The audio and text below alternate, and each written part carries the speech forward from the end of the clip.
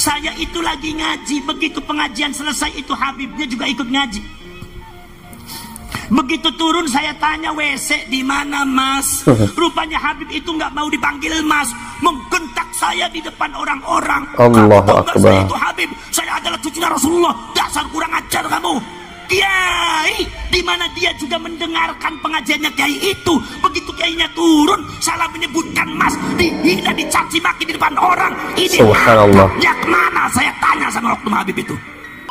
Subhanallah, ternyata teman-teman hanya dipanggil Mas ya. Ya wajar, kiai itu kan nggak tahu kalau ente Habib ya. Itu pun kalau ente benar. Kok malah marah-marah, mencaci maki. Saya ini Habib, keturunan Nabi Muhammad SAW. La ilaha illallah teman-teman ya. Assalamualaikum warahmatullahi wabarakatuh. Alhamdulillah kita kembali lagi di channel Nasrus Sunnah. Teman-teman, ada satu video dari salah seorang Gus, kalau tidak salah namanya Gus Abbas ya. Beliau bercerita tentang kelakuan salah satu oknum habaib ya. Ketika itu ada pengajian dari salah seorang kiai dan dihadiri juga oleh salah satu oknum habaib. Selesai kajian, tiba-tiba kiai tersebut bertanya kepada Habib tersebut. Dan kiai ini nggak tahu kalau yang ditanya adalah Habib ya. Jadi kiai ini bertanya, di mana toilet Mas? Ya. Jadi dipanggil Mas. Tiba-tiba katanya Habib ini marah. Kamu nggak tahu ya siapa saya? Saya Habib. Subhanallah teman-teman ya. Salah manggil saja tapi dibentak-bentak kiai tersebut. Ini namanya gila hormat. Ini asli gila hormat teman-teman. Dan inilah memang sebagian kelakuan di antara mereka. Apalagi sudah tidak asing lagi bagi kita ya, telinga kita sering mendengar doktrin-doktrin dengan kata-kata cinta Habib ya. Apalagi sampai berani menjamin orang lain masuk surga kalau cinta kepada Habib. Mana buktinya ya? Silahkan antum mencari di YouTube. Bahkan di channel ini pun pernah kita reaction salah satu ceramah dari oknum Habib yang bernama Habib Abdul Aziz bin Jindan ya. Dia menceritakan ada salah seorang yang bernama Maman ya, penjual kacang yang katanya cinta banget sama Habib. Kemudian Maman ini jarang beribadah lah, atau mungkin maksudnya ibadahnya masih ya amburadul lah, kocar kacir, meninggal dunia. Kemudian ketika didatangi oleh salah seorang Habib ya, Habib tersebut menulis sebuah surat. Kemudian ditaruhkan di bawah kepala jenazah Maman ini. Lalu Habib ini berkata, Man, nanti kalau lu ditanya oleh malaikat mungkar nakir, lu kagak usah jawab ya. Cukup lu sampaikan saja surat ini, lu masuk surga tanpa hisab. Ini artinya, teman-teman, oknum Habib ini bisa menjamin orang lain masuk surga. Nah, sekarang pertanyaannya, ente ini ada jaminan masuk surga atau tidak? Ya? Apa ente nggak pernah dengar hadis bahwa Rasulullah hanya menjamin surga bagi para sahabat Nabi? Bukankah ada 10 orang sahabat Nabi yang jelas-jelas keluar dari lisan Rasulullah dijamin masuk surga? Di antaranya Abu Bakar fil jannah, Umar fil jannah, Utsman fil jannah, Ali fil jannah, dan yang lainnya. Kemudian seperti Bilal bin Abi Rabah yang dimimpikan surat rompahnya berada di surga. Dan ketahuilah, mimpi para Nabi pasti benar. Nah kalau ente ya, apalagi hanya sekedar modal mengaku-ngaku sebagai keturunan Nabi Muhammad, mana buktinya ya? Dan mana dalilnya ya mencintai Ahlul Bait yang di zaman sekarang ini yang belum terbukti 1000% atau 100% lah minimal, kemudian ada jaminan masuk surga ya. Kemudian ente mendoktrin umat ya, jangan benci kepada habaib ya. Barang siapa membenci habaib keturunan Nabi Muhammad, maka di neraka jahanam tempatnya. Subhanallah ya. Kalaupun ada hadis model seperti itu, tentu yang dimaksud adalah habib-habib yang asli, yang benar-benar keturunan Nabi Muhammad SAW yang sah. Dan itu pun habibnya harus yang beriman dan bertakwa dan beramal soleh sesuai dengan Al-Quran dan Sunnah, bukan yang suka berdongeng-dongeng khurafat. Kemudian habib-habib yang jahil, yang bermaksiat. Enggak seperti itu teman-teman ya. Jadi kalaupun ada hadis seperti itu khusus hadis untuk Ahlul Bait atau keturunan Nabi Muhammad yang sah dan tentunya beriman dan bertakwa teman-teman. Dan ingat ya, apa kalian tidak pernah membaca hadis Nabi Muhammad SAW tentang cinta dan benci ya? Jadi cinta dan benci itu sudah tertanam di dalam hati kita, teman-teman. Tinggal bagaimana kita menempatkan cinta ini, benci ini sesuai tempatnya. Ingat, Rasulullah bersabda, "Man ahabba lillahi wa abghadha lillah wa a'ta lillahi wa man 'ala lillah faqad istakmalal iman." Barang siapa mencintai karena Allah, kemudian barang siapa benci pula karena Allah, kemudian barang siapa yang memberi karena Allah dan tidak memberi karena Allah, faqad istakmalal iman, maka imannya telah sempurna. Artinya teman-teman, sudah diakui bahwa namanya cinta, benci pasti ada di dalam hati kita. Akan tetapi tinggal kita menempatkan teman-teman benci kita, cinta kita sesuai pada porsinya. Bagaimana bisa kita dituntut untuk mencintai orang-orang yang mengaku sebagai seorang habib, tapi kerjaannya misalnya maksiat, kemudian bercerita bohong, cerita khurafat ya. Justru ini menjadi masalah di akhirat bagi kita. Ini namanya cinta buta, teman-teman. Ini namanya cinta yang sudah terkena doktrin ya. Bagaimana kita akan mencintai orang-orang yang justru merendahkan Nabi Muhammad ya, ketika mereka menceritakan keramat-keramat wali mereka, tapi justru melebihi mukjizat para nabi, seperti yang mereka sampaikan dimi'rajkan bertemu dengan Allah 70 kali dalam sehari. Ada yang ngaku lututnya dicium oleh Rasulullah. Apa model-model seperti ini, Habib-habib seperti ini yang harus kita cinta? Lalu mau kamu kemanakan hadis yang tadi ya? Barang siapa cinta karena Allah, benci karena Allah. Bayangkan, benci karena Allah pun ada.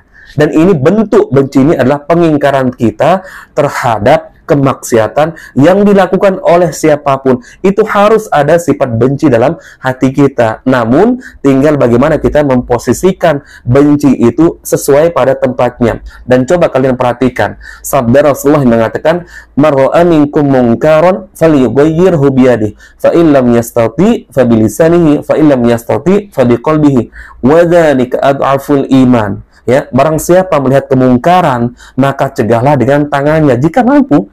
Kalau tidak mampu dengan lisan, kalau tidak mampu benci minimal dengan hati.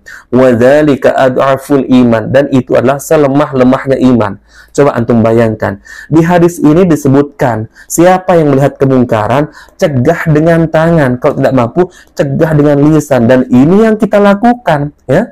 Dan kita membuat video seperti ini adalah bentuk pengingkaran kita terhadap maksiat-maksiat, apalagi doktrin-doktrin dari oknum-oknum habaib ini. Ini adalah wujud teman-teman dari rasa benci yang disampaikan di hadis yang tadi, tapi benci pada porsinya, benci kemaksiatannya, benci dongeng khurafatnya, tidak benci terhadap personal. Kalau personalnya, individunya bisa bertobat kepada Allah Azza wa Jalla. Baik teman-teman, kita simak video dari Gus Abbas. Ini dia. Nangis, kiai kue nangis iku. Gus, saya itu pernah Gus salah satu hari digentak oleh oknum habib muda. Saya itu lagi ngaji, begitu pengajian selesai itu habibnya juga ikut ngaji. Begitu turun saya tanya, WC di mana mas? Rupanya habib itu nggak mau dipanggil mas, menggentak saya di depan orang-orang. Allahu Akbar. Saya itu habib, saya adalah cucunya Rasulullah. Dasar kurang ajar kamu. Kiai, di mana dia juga mendengarkan pengajiannya kiai itu. Begitu kiainya turun, salah menyebutkan mas, dihina, dicaci maki di depan orang. Ini adabnya kemana? Saya tanya sama oknum habib itu. Kalau menurut saya, sudahlah, habib itu nggak usah pamer-pamer ngerasa dirinya cucunya Rasulullah gitu, nggak bagus. Barangkali memang nggak benar, akhirnya tanggung jawabnya besar depan Allah. Betul. Udahlah, jadi orang bertakwa, jadi umatnya Rasulullah itu kita sudah bangga, sudah syukuran. Betul. Dulu zamannya Wali Songo, putra-putranya Wali Songo, anak cucunya Wali Songo, sama Anda juga dipalsu-palsu dulu.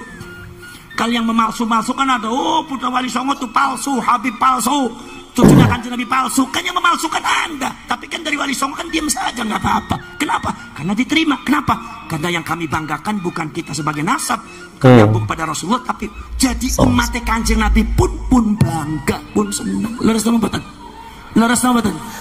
Milo kepengenane putra Wali Songo niku tidak terlalu berlebihan, tidak terlalu tinggi, tidak terlalu dhuwur. Apa? Wis diaku dadi umat Kanjeng Nabi nyong wis syukuran. Wino palsu-palsu sama ente diem aja. Kenapa sekarang ternyata nasabnya kalian itu ternyata nggak terbukti, ente marah-marah? Untuk apa mengaku-ngaku jadi cucu Rasulullah, untuk apa? Padahal Allah Subhanahu wa taala mengatakan inna akramakum indallahi atqakum. Yang paling mulia adalah yang paling bertakwa. Satu, nomor dua, udah tidak usah menjanjikan surga dan neraka. Betul. Ini saya nih, saya beri masukan. Tidak usah menjadikan kepada orang ini mencintai saya pasti masuk surga, pasti masuk neraka. Dari mana Anda? Makanya orang tuh banyak ngaji, hadisnya dibaca.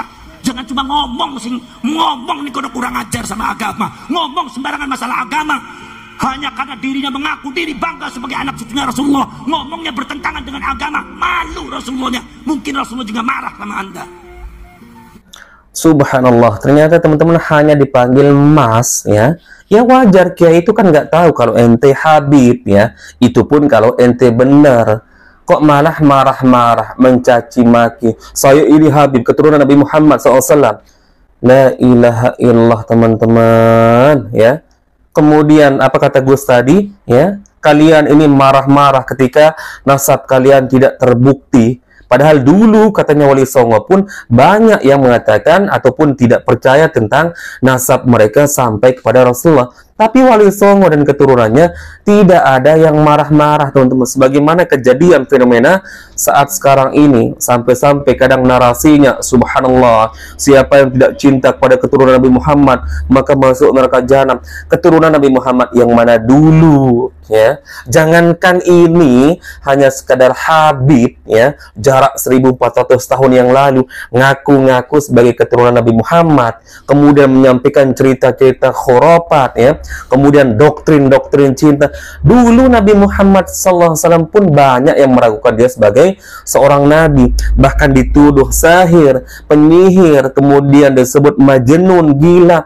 Nggak ada yang protes-protes, teman-teman. Nggak pernah Nabi Muhammad kemudian ya mencaci maki manusia kala itu, nggak ada. Kok yang aneh sekarang ini hanya sekedar pengakuan sebagai zuriyah Nabi, keturunan Nabi Muhammad ya, yang katanya darahnya tersambung kepada Nabi Muhammad. Subhanallah, marah-marah ketika tidak dipercaya. Ya wajar lah ya, terserah orang, ya terserah manusia mau percaya atau tidak. Yang penting yang wajib adalah kita percaya kepada Allah Azza wa Jalla, percaya kepada Al-Quran, percaya kepada para nabi, para rasul sebagai utusan Allah Azza wa Jalla. Itu yang wajib dipercaya. Kalau kalian kan bagaimana teman-teman ya, masyarakat mau dituntut harus percaya ya. Tidak ada kewajiban ya. Siapa yang mengatakan harus percaya kepada keturunan Nabi Muhammad? Apalagi yang sekarang ini, mana bukti keasliannya? Kan nggak ada. Kecuali Imam Mahdi nanti yang benar, sebagaimana sabda Rasulullah, nanti akan lahir ya di akhir zaman yang akan membunuh Dajjal. Namanya sama seperti namaku, nama ayahnya seperti ayahku. Itu benar keturunan Nabi Muhammad. Lah kalau Imam Mahdi didustakan, maka ini fatal akibatnya, teman-teman. Ya tapi kalau kalian ya yang hanya sekadar mengaku-ngaku ya, bahkan ditantang untuk tes DNA pun nggak berani, tapi ngakunya pernah minum darah Nabi Muhammad. Lah ngapain minum darah Nabi Muhammad ya? Pakai aja tes DNA. Dan itu pun bohong. Mana bisa darah jaraknya 1400 tahun yang lalu masih awet sampai sekarang ya? Kemudian diawetkan pakai apa? Ya, kok bisa turun-temurun darah itu nggak rusak segala macam ya? Kemudian hanya sampai di tangan kalian yang disebut sebagai Habib di Mekah, di Madinah, teman-teman, yang asli orang Arab nggak pernah kita dengar ya ada rambutnya Nabi, kemudian ada darahnya Nabi, kemudian ulama-ulama di sana meminum darah Nabi Muhammad SAW. Ini bohong semua, teman-teman. Maka dengarkan nasihat tadi ya. Saya bukan pendukung Gus Abbas, tidak. Tapi saya objektif, teman-teman ya. Saya harus objektif dalam menilai segala sesuatu. Dan memang apa yang dikatakan oleh Gus Abbas ini benar ya. Sampai beliau mengutip firman Allah Azza wa Jalla ya. Jangan kalian terlalu berbangga-bangga dengan nasab ya, apalagi kalian belum terbukti, kemudian mendoktrin umat cinta sampai berani menjamin surga bagi orang lain. Ingat, apa kata Gus Abbas tadi, kemuliaan seorang itu bukan pada nasab, tapi ketakwaannya. Dan ini firman Allah. Allah berfirman, inna akramakum indallahi atqakum. Sesungguhnya orang-orang yang paling mulia di sisi Allah Azza wa Jalla adalah orang-orang yang paling bertakwa. Bahkan Rasulullah dalam sabdanya menyebutkan, innallaha la yanzuru ila suwarikum wa amwalukum walakin yanzuru ila qulubikum wa a'malukum. Ya, sesungguhnya Allah Azza wa Jalla tidak memandang bentuk dan rupa kalian, dan tidak pula Allah Azza wa Jalla melihat harta benda kalian. Tapi yang Allah lihat hanyalah, atau yang Allah pandang hanyalah hati dan perbuatan kalian. Tentu hati maksudnya adalah keikhlasan di dalam beramal soleh. Kemudian perbuatan yaitu amalan kita sesuai dengan Al-Quran dan Sunnah. Ini yang harus dikedepankan, ya. Ini hanya berbangga masalah darah. Subhanallah, ya. Apalagi doktrin dari Habib Nopel yang pernah mengatakan darah itu nggak bisa dirubah. Tapi kalau ada Habib yang bermaksiat, ya, hanya perilakunya suka berbuat dosa, itu bisa berubah dengan cara bertobat. Nah, sama juga meskipun darah kalian benar tersambung kepada Rasulullah, apakah itu menjadi jaminan? Hanya sekedar darah. Percuma darah kalian bersambung kepada Rasulullah, tapi kerjaan kalian misalkan bermaksiat, menyampaikan cerita-cerita bohong, cerita-cerita khurafat, ya. Dari mana bisa ada jaminan? Hanya sekedar darah. Bahkan Nabi Muhammad sendiri yang mengatakan kalau Fatimah itu mencuri, aku yang akan memotong tangannya. Ini putri Nabi Muhammad sendiri, ya, yang keluar dari rahim istrinya. Akan tapi Rasulullah mengatakan apa? Saking adilnya Rasulullah, ya, aku yang akan memotong tanganmu wahai Fatimah kalau kamu mencuri. Ya, apalagi model-model sekarang ini, ya, 1400 tahun loh jaraknya kita dengan Nabi Muhammad. Kemudian digembar-gemborkan tentang aku Habib, keturunan Nabi Muhammad, ya. Siapa yang tidak cinta kepada Habib masuk neraka jahanam, ya. Habib yang mana dulu, ya? Kalau Habib yang asli, yang benar-benar terbukti, kemudian yang saya katakan tadi seperti misalkan keturunan Nabi Muhammad yang asli Imam Mahdi, kalau ada yang mendustakan maka ini fatal akibatnya, ya. Karena Imam Mahdi disebutkan, ya, di hadis Nabi Muhammad SAW, maka wajib dipercaya. Tapi kalau ini, bagaimana membuktikannya? Subhanallah. Meskipun sebenarnya saya nggak peduli mau kalian Habib asli, keturunan Nabi Muhammad asli atau palsu, saya nggak peduli, ya. Yang penting ajaran kalian, ya, ajaran kalian yang penting. Tapi kenapa kadang saya menyinggung soal tes DNA ini, ya, karena kalian sering membanggakan masalah darah, ya. Bahkan kalian membanggakan darah, tapi tidak mengkritisi Habib-Habib kalian yang suka bermaksiat. Bahkan kalian sendiri mengatakan lebih mulia, ya, masih jauh lebih mulia Habib-Habib yang bodoh, yang bermaksiat dibandingkan dengan ulama-ulama yang sangat berilmu. Apalagi mengatakan 70 ulama. Subhanallah. Padahal Allah sangat memuliakan orang-orang berilmu, teman-teman, ya. Allah mengatakan, yarfa'illahu alladhina amanu minkum walladhina utul ilma darajat. Allah Azza wa Jalla meninggikan derajat orang-orang yang beriman dan berilmu beberapa derajat. Ini bentuk, teman-teman, pernyataan Allah Azza wa Jalla dalam firman-Nya, meninggikan derajat orang-orang yang beriman dan berilmu. Orang-orang beriman dan berilmu berarti umum, bukan hanya dari kalangan keturunan Nabi Muhammad. Apalagi dalam ayat yang lain, gamblang sekali. Allah berfirman, innama yakhshallaha min ibadihil ulama. Sesungguhnya yang paling takut kepada Allah Azza wa Jalla adalah orang-orang yang berilmu atau ulama. Dan orang-orang yang berilmu tentunya dimaksud oleh Allah Azza wa Jalla ini tentunya umum, siapa saja. Nah, ini teman-teman yang harus dicamkan, yang harus diingat. Dan mustahil oknum-oknum habaib ini tidak mengetahui dalil-dalil ini. Tapi ya seperti itulah, ya, teman-teman. Kalau orang memang sudah punya sifat, ya, suka berbangga-bangga diri dengan keturunan, ya, dan sebenarnya ini adalah perbuatan orang-orang jahiliyah zaman terdahulu yang suka berbangga-bangga dengan kaumnya, ya, di atas kaum yang lain. Janganlah kita mengulangi sifat-sifat seperti itu, teman-teman. Dan ingat, sebagai penutup, sebagaimana yang dikutip oleh Gus Abbas tersebut, firman Allah Azza wa Jalla, "Inna akramakum indallahi atqakum."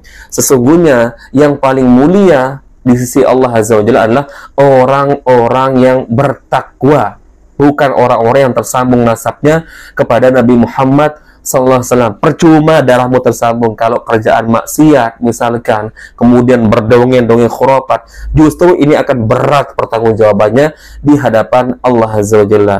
Barakallahu fikum, semoga ini bermanfaat teman-teman sebagai nasihat bagi kita semua. Tidak ada unsur kebencian di sini. Yang kita sorot adalah kecongkakan mereka, kemudian kekeliruan mereka yang doyan menyampaikan cerita-cerita khurafat. Tapi saya nggak benci secara individual. Ingat, individunya masih bisa bertobat kepada Allah Azza wa Jalla. Yang kita sorot adalah kekeliruannya dan wajib untuk diluruskan agar manusia terselamatkan dari pembodohan, teman-teman. Barakallahu fikum, kita bertemu lagi di video berikutnya. Assalamualaikum warahmatullahi wabarakatuh.